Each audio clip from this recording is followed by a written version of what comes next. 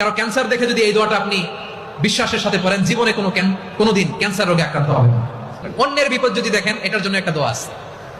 অনেক সময় আমরা দেখি হাসপাতালে ক্যান্সারের থার্ড স্টেজে চলে গেছে, লোকটা হ্যাংলা হয়ে চিকন হয়ে হায়রে কি কষ্ট পায়, দেখি না?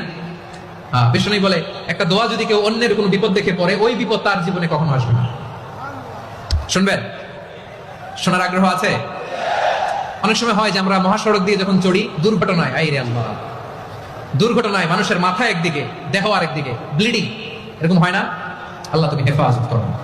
বিশ্বনবী বলেন এই দুর্ঘটনা দেখে কেউ যদি এই দোয়াটা পড়ে, তার জীবনে সে কোনোদিন এরকম অ্যাক্সিডেন্টের সম্মুখীন হবে না। শুনবেন?